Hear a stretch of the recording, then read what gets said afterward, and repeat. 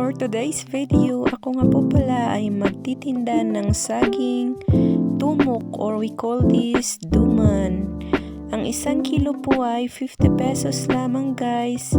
At ito na po guys, pumunta na po kami sa Harden para itinda po sa mga nagwo-work doon sa garden, yung mga may tanim po na gulay para po may maulam sila or may merienda sila. At guys, ito na nga po ang natira.